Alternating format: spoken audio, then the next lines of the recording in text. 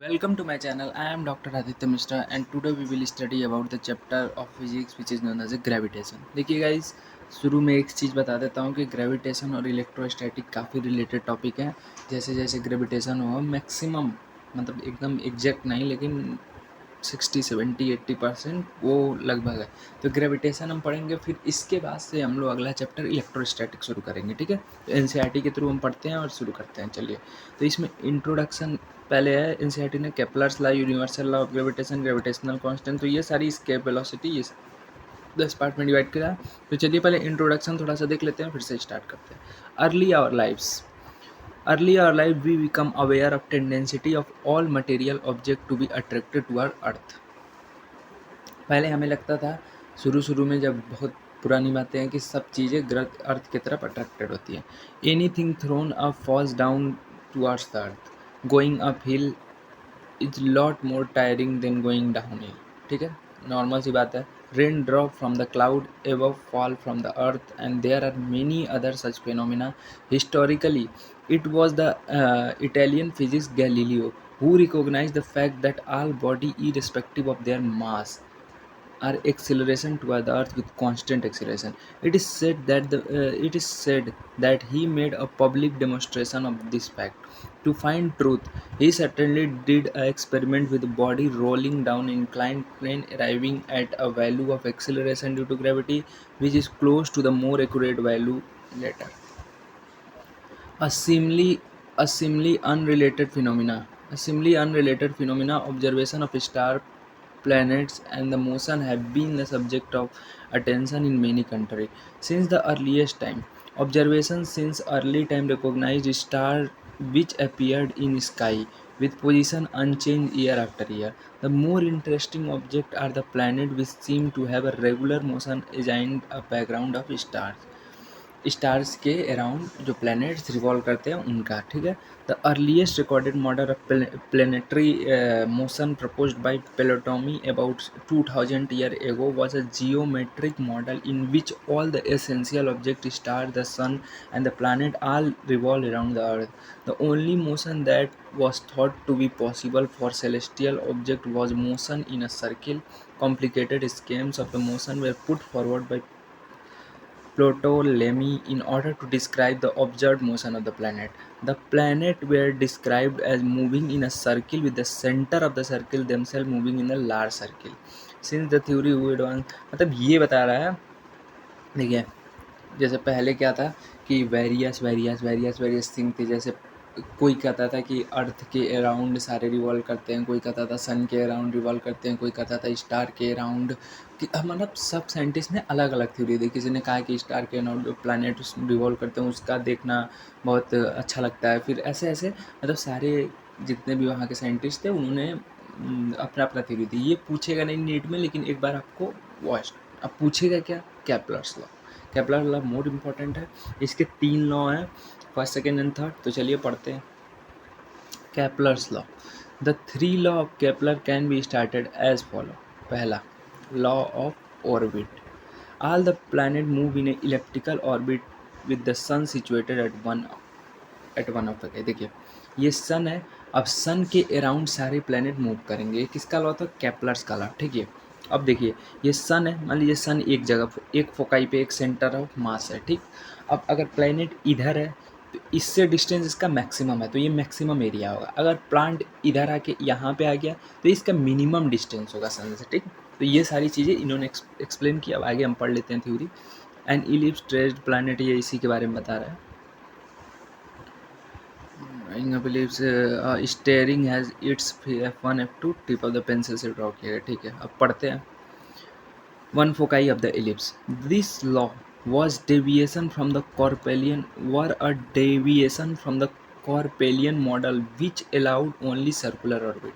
The ellipse, of which the circle is a special case, is closed curve which can be drawn very simply as follows. Closed curve है जो very simply drawn किया जाता है। Select 2 points F1 and F2. Take a length of the string and fixed it in at F1 and F2 by pins. ठीक है, देखिए 2 points लिए F1 और F2। Take a length of the string and fix it with F1 and F2 by pins, जैसे ये किया है। ठीक है, with the tip of the pencil scratch of the screen string turned and then draw a curve moving a pencil keep string throughout the close curve you get is called ellipse. देखिए simple सी बात है, ellipse क्या होता है? Elliptical motion आपने सुना होगा, जैसे सर्कल है ना, मान लीजिए ये सर्कल है, ठीक। सर्कल में क्या ऑल साइड इक्वल्स, हर साइड से जहाँ से मारेंगे सेंटर ऑफ वो इक्वल होगा, लेकिन इलिप्स में इलिप्स ऐसा होगा, यहाँ से ये लंबा होगा, यहाँ से लंबा होगा, यहाँ से छोटा होगा, यहाँ से छोटा होगा। ये सारी चीज़ें इलिप्स को शो करती है। सर्कल एक क्लोज है और इलिप्स हर जगह पे उसका डिस्टेंस वेरी होगा, वही वो बता रहा है। Clearly from the point T on the ellipse the sum of the distance of F1 and F2 is the constant, ठीक है। F1 and F2 is called foci. Join the F1 and F2 and extend the line to the intersect of the speed P and A. Figure 7.1 जैसे ये दिखाया है आपको, P A ये सारी चीज़ें वही बता रहा है। The mid point of the line P और A ये बीच वाला, ठीक है, is the centre of the ellipse, ये सेंटर है O और इसका सेंटर क्या है O, ये जो है O, ठीक, O ये पॉइंट है। And the length PO for the circle the two foci merge at one end and the semi major axis becomes a radii of the circle, ठीक है। तो ये फर्स्ट लॉ हो गया केपलर्स का, समझ में आया होगा। मेन इसमें यही है, इलेप्टिकल मोशन शो करते हैं प्लैनेट्स, फिर उसके बाद से कोई प्लैनेट सन से बहुत दूर होता है तो उसको मेजर एक्सिस करते हैं, कोई प्लैनेट सन से बहुत पास होता है उसको माइनर एक्सिस करते हैं। ये सारे डायग्राम वो थ्योरेटिकली समझाया है कि कैसे कैसे बनता है, पेंसिल लेंगे, स्केच लेंगे, ये लेंगे, वगैरह वगैरह वगैरह वगैरह वगैरह, ठीक है। अब लॉ ऑफ एरिया पढ़ते हैं, ठीक है। The line that join any planet to the sun sweep equal area in equal interval of time. जो लाइन जो ज्वाइन हुआ था प्लैनेट टू सन, ठीक है, ये सन है, ये प्लैनेट है, ठीक। इससे जो लाइन ज्वाइन हो रहा है वो इक्वल एरिया कवर करेंगे equal interval of time. This law comes from the observation that the plant appear to move slower, planets appear to move slower when they farther from the sun and then when they near। देखिए कभी भी planet अगर सन से दूर होगा तो वो क्या होगा, उसका डिस्टेंस ज़्यादा होगा तो वो क्या करेगा, मूव स्लो करेगा। लेकिन जब वो सन के पास होगा, देखिए एक चीज़ मैं बताता हूँ, F is inversely proportional to 1/r²। तो अगर आप डिस्टेंस बढ़ा रहे हैं तो फोर्स कम होगा, ठीक, तो इससे डिस्टेंस बढ़ रहा है। और अगर ये पास आ गया तो इसमें ग्रेविटेशनल फोर्स तेज़ी से लगेगा, तो अगर तेज़ी से इसमें लग रहा है तो मूवमेंट भी तो तेज़ी से होगा। फोर्स जिस मान लीजिए दो बॉडी है, इस पे हम 10 न्यूटन का फोर्स दे रहे हैं, सिंपली समझा रहे हैं, ऐसे नहीं होगा, लेकिन फिर भी इस पे हम 5 न्यूटन का फोर्स दे रहे हैं, ठीक है, 5 न्यूटन। तो ये 10 न्यूटन वाला ऑब्वियस है, सेम अगर मास है, सारी चीज़ें हैं, तो ये ज़्यादा तेज़ी से मूव करेगा एज कम्पेरिजन टू 5। तो वही सारी चीज़ें वो बता रहा है। चलिए अब law of period, third law of period. The squared the time period of revolution of the planet is proportional to the cube of the semi-major axis of the ellipse traced by the planet। देखिए t is t is t square है, ये directly proportional to a cube, ये वो बता रहा है। Table 7.1 गिव appropriate time period of revolution of 8 planet along with the semi-major axis। 7.1 कौन सा टेबल है भाई, यही है, ये सारे का वो दे रहा है, ये टाइम पीरियड सारे प्लैनेट का। तो ये आप देख लीजिएगा, डाटा मेजरमेंट ऑफ प्लानिटरी। ए क्या है, सेमी मेजर एक्सिस है, टाइम पीरियड ऑफ रिवोल्यूशन है टी, और क्यू क्या है, कोशिएंट जो T square by A Q हो जाएगा, ठीक है। तो ये सारी चीज़ें हैं, तो देखते हैं। Law of area can be understood as the consequence of the conservation of angular momentum, which is valid for any central force. A central force is such that the force on the planet is along the vector joining the sun and the planet. Let the sun origin, ये सारी चीज़ें हैं। तो ये है third law इसकी, ठीक। हालांकि आपको सब समझ में आया होगा। अब जो मोस्ट इम्पॉर्टेंट है क्या है, यूनिवर्सल लॉ ऑफ ग्रेविटेशन। तो देखिएगा यूनिवर्सल लॉ ऑफ ग्रेविटेशन जो है, इसको हम न्यूटन लॉ ऑफ ग्रेविटेशन भी कहते हैं, क्योंकि इन्होंने इसको न्यूटन ने दिया था। इसमें क्या है, जैसे कोई भी दो बॉडी हैं तो वो एक दूसरे को आपस में अट्रैक्ट करेंगी, ठीक है। ये कोई भी बॉडी अगर दो आपस में रखी हुई हैं तो वो आपस में अट्रैक्ट करेंगी। जैसे आप कहेंगे कोई एक्ट्रेस, जैसे मैं आलिया भट्ट को लाइक करता हूँ तो क्या मुझे अट्रैक्ट करेगी? Yes, they will attract you, but with A small force. मतलब एक सिंपल सी एग्जांपल है, मतलब कोई भी बॉडी, जैसे हमारे पास एक ऑब्जेक्ट भी रखा हुआ है, कोई सिंपल सा एक पेन भी रखा हुआ है, तो पेन भी अट्रैक्ट कर रहा है हमें, लेकिन वो इतना छोटा मास है कि हमारे मास के अकॉर्डिंग वो नेग्लेजिबल है, ठीक है। तो ये सारी चीज़ें हैं। और ये जो न्यूटन ने ये बताया कि देखिए एफ जो है वो directly proportional to m1 and m2। जैसे ये ना फोर्स, कुछ जो बॉडी अट्रैक्ट करेंगी दो मास, वो किस फोर्स से करेंगी, तो वो m1 m2, और f इसके इन्वर्सली प्रोपोर्शनल होता है किसके? डिस्टेंस के, ठीक है। तो ये इक्वेशन था इनका। तो ये जब आप कंबाइन करेंगे तो f जब इसको sigma m1 m2 upon are square, अब जब इस कांस्टेंट को हटाएंगे तो वही कांस्टेंट ग्रेविटेशन कांस्टेंट इसने दे दिया, क्योंकि ये मास है जी m1 m2 by are square, और जी ग्रेविटेशन कांस्टेंट है, और जी की वैल्यू होती है 6.67 इंटू 10⁻11। ये सारी चीज़ें हैं, तो वही वो सारा एक्सप्लेन करेगा एनसीईआरटी अपने तरीके से। तो अब देखते हैं क्या ये एक्सप्लेन करता है। Legend has its observing an apple falling from a tree, Newton की बात कर रहे हैं। Newton was inspired to arrive at universal law of gravitation that led to the explanation of terrestrial gravitational as well as Kepler's law। देखिए Newton ने Apple को fall होते दिखा, फिर उन्होंने ग्रेविटेशन का खोल किया, सबको पता है। तो वो एक एप्पल गिरा तो वो उसने सोचा कि ये क्यों नीचे ही गिर रहा है, ऊपर क्यों नहीं चला जा रहा है, कहीं और क्यों नहीं चला जा रहा है। तो वो उसको उस बात के लिए बहुत ही उस समय वो चौंक गया था।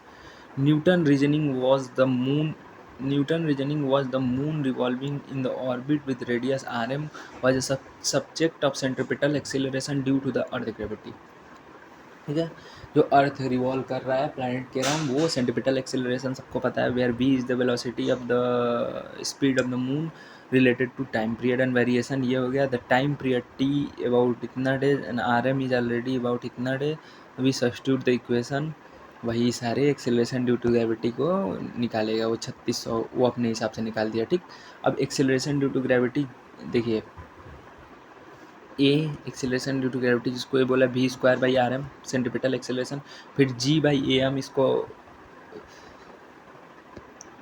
देखिए इसके अपोजिट था रेडियस, तो रेडियस इसका वाला ऊपर चला जाएगा, इसका वाला नीचे चला जाएगा। This clearly show the force due to the earth decreases with the distance. देखिए मैंने आपको शुरू में ही बता दिया था कि फोर्स डिस्टेंस अगर बढ़ाएंगे तो फोर्स भी बहुत तेज़ी से डिक्रीज होगा, 2 गुना रफ्तार से। अगर डिस्टेंस 2 मीटर पर आ रहा है तो ये 4 गुना है, 4 मीटर वो मीटर पर सेकेंड वो डिवेट करेगा, ठीक है। If one assume that the gravitation force due to the earth decreases proportional to inverse of the square center, मैंने बता ही दिया है, फिर inversely proportional to 1/r square, और ये बोल रहा है in the agreement of G is equal to, देखिए स्मॉल जी की वैल्यू 9.8 मीटर पर सेकेंड होती है, ठीक है। अप्रॉक्सीमेटली कैलकुलेशन में 10 ले सकते हैं। The value of A M, this observation list to proportional of universal of gravitation every body in the universe. अब देखिए ये स्टार्ट हो, any body attract each other body with a force which directly proportional to product of masses के directly proportional होता है, and inversely proportional to square of distance, distance के square के inversely proportional होता है। The quotation is essentially for the Newton famous terrestrial mathematical proportional philosophy started the mathematical law. अब ये देखिए यही इक्वेशन है, इंपॉर्टेंट इक्वेशन। अब ये वेक्टर फॉर्म में इसको रिजॉल्व कर लिया, ऐसे फिर ऐसे, फिर आर क्यूब बाई, ये डायरेक्ट याद रखिएगा क्योंकि ऐसे दे देता है m1 m2 बाई आर, ये unit vector by R cube. तो ये सारी चीज़ें आपको याद रहनी चाहिए, पॉइंट बाई हार्ड रहनी चाहिए, या फिर आप चेंज करना उसको आना चाहिए, ठीक है। ये सारी चीज़ें हैं। अब देखते हैं क्या क्या मतलब न्यूटन, ठीक है। अब ये फोर्स वगैरह है, इसका force due to one before we can apply to object under consideration we have to be careful since the law reference the point mass where deals with the extended finite size if we are collection of the point mass force extend other point, वही सारी चीज़ें explain कर रहा है। अब देखते हैं क्या क्या उसके लॉ हैं, ठीक है। पहला law, the force of attraction between hollow sphere cell of uniform density and a point mass situated outside just as the entire mass of the cell concentrated at the center of the cell, ठीक है। दूसरा क्या है, the force of attraction due to hollow sphere cell uniformly density on the point mass is situated inside its zero। देखिए ये क्या बता रहा है, सन कांस्टेंट। हेलो गाइस, तो देखिए दोनों दो अलग अलग हैं और दोनों क्या क्या समझा रहे हैं। जैसे पहला है, तो पहला क्या समझा रहा है, पहला आपको समझा रहा है कि अगर एक हॉलो स्फीयर है और अगर बाहर कोई छोटा सा ऑब्जेक्ट लग रहा है, तो ये फोर्स इसके इसी का हो जाएगा, इसके सेंटर पे आके लोकेटेड हो जाएगा। ठीक है। दूसरे पॉइंट में क्या समझा रहा है, एक अगर होलो कोई है, हॉलो स्फीयर, और अगर इसका एक सेंटर का फोर्स होगा और एक और अगर बॉडी इसके अंदर है, तो उसके द्वारा इस पे जो फोर्स लगाया जा रहा है वो जीरो हो जाएगा। क्यों जीरो हो जाएगा? क्योंकि ये जो बॉडी है ये फाइनली आके इसी में मिल जाएगा। ये उसके कहने का मतलब है। तो ठीक है, अगला हम लोग देखते हैं ग्रेविटेशन कांस्टेंट।